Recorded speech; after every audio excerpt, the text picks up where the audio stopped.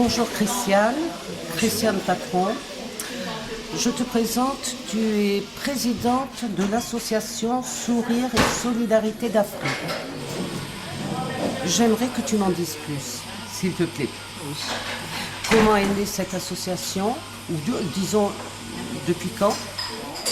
Elle est dijonnaise? Tout à fait. Et j'aimerais que tu me dises dans un premier temps les buts, tout simplement pour ceux qui ne te connaissent pas ou qui ne vous connaissent pas. Oui, alors l'association Sourire et Solidarité d'Afrique, c'est une association dijonnaise qui existe depuis 2011, depuis février 2011. Voilà, donc le but de cette association, en fait, est de recueillir des enfants orphelins et de pouvoir leur trouver un toit, donner une chance aux orphelins, un toit, une école, afin de leur donner un équilibre de vie. Alors, cette association, en fait, c'est une association dijonnaise, mais le but de cette association est de créer un orphelinat au Cameroun. Très bien. Cameroun, à Matombe. C'est une ville qui se situe à 60 km de Yaoundé. Oui. Dans un petit village, donc de créer un orphelinat pour pouvoir recueillir des enfants orphelins de 0 à 3 ans. Des enfants abandonnés dans les rues, voilà, les laissés pour compte. Donc cette association a pour but de recueillir ces enfants et de leur donner un toit. Vous avez déjà fait des actions par rapport à ça? Oui, l'association existait depuis 2011 et on a déjà récolté 50 000 euros. Ce qui nous a permis justement de construire, de monter les murs, le clos est fermé. Et aujourd'hui, nous en sommes au stade où il faut aménager l'intérieur. Voilà, en sanitaire, électricité, pour pouvoir accueillir les enfants. Donc il y a déjà un fonctionnement sur place et il s'agit de relancer l'action pour pouvoir finaliser? Pour pouvoir finaliser, tout à fait. Comment est venue l'idée de la programmation de la soirée? Oui, alors ça s'est décidé en réunion puisqu'on a quand même une équipe très dynamique et très soudée. On se retrouve tous les mois et on essaye de voir ensemble quel thème on peut trouver pour nos manifestations. Et c'est trouvé que ce mois-ci on a voulu travailler un peu sur le thème de l'Espagne avec la paella.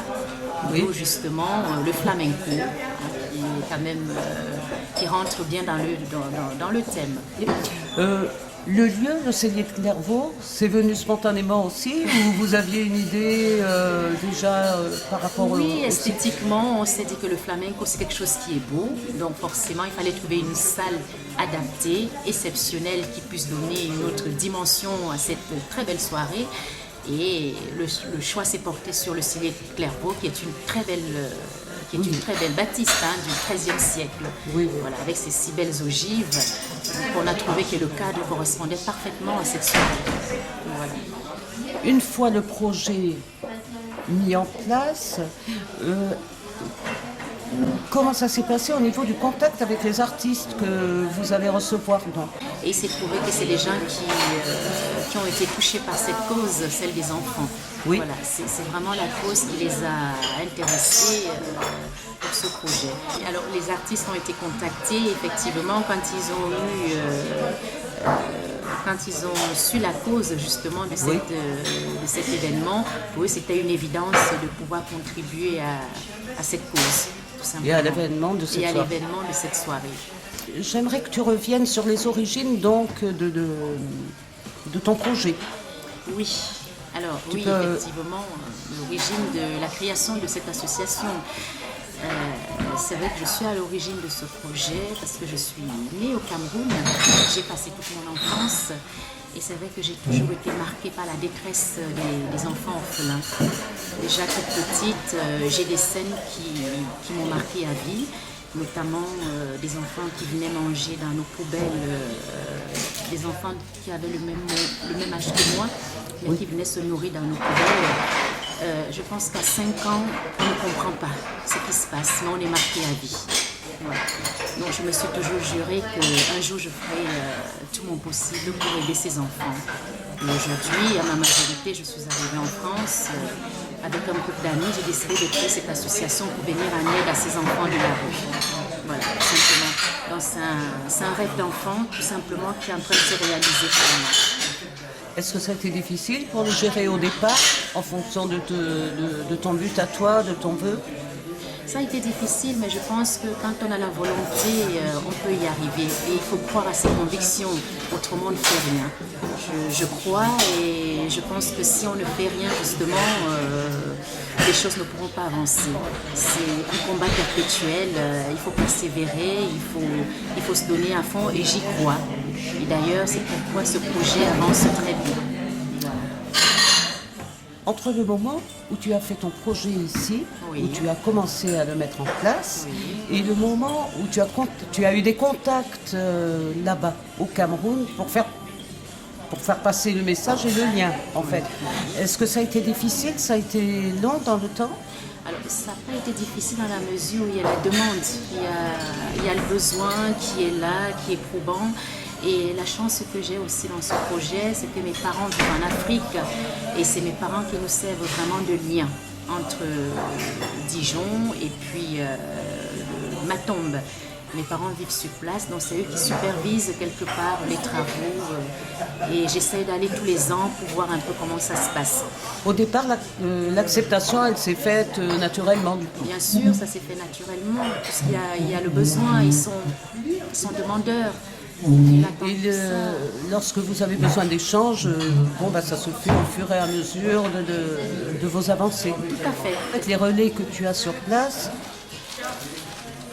plus que des relais, ce sont les acteurs principaux de l'action elle-même. Tout à fait. Je voulais dire que l'avantage qu'on a dans cette association, c'est qu'on a eu effectivement une association de relais, les Amis de la Charité, qui gère en fait tous les travaux et qui nous tiennent au courant. Et d'ailleurs, si vous allez sur le site de l'association, vous avez toute l'évolution des travaux. Tout est mis sur notre site internet où nous en sommes aujourd'hui, les débuts, il y a une traçabilité dans ce projet. C'est-à-dire que c'est clair, on voit où va l'argent, à quoi il sert. Je pense que ça c'est très important parce que beaucoup de gens aujourd'hui n'ont plus confiance aux associations, surtout celles qui militent en Afrique, parce qu'on sait qu'il y a la corruption, il y a toutes ces choses-là. Mais au départ, si je me suis engagée, c'est parce que j'avais cette sécurité-là. Mes parents sur place et cette association de relais qui gère vraiment tous les travaux. On arrive en fin d'entretien, Christiane, à moins que tu aies quelque chose à rajouter, et là je te suggère de le faire maintenant. Oui, alors j'appelle justement pour cette soirée Paella Flamenco.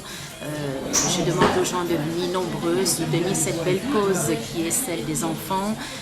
Venez nous aider à pouvoir accueillir ces orphelins, leur donner un toit, une chance et puis juste un espoir pour un équilibre de vie, ce dont un enfant a besoin, voilà, tout simplement.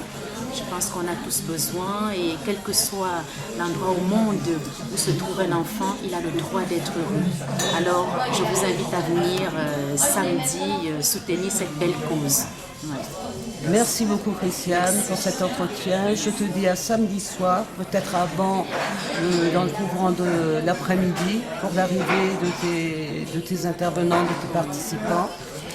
Et je te souhaite bonne chance. Merci beaucoup, Malika. Merci. À bientôt.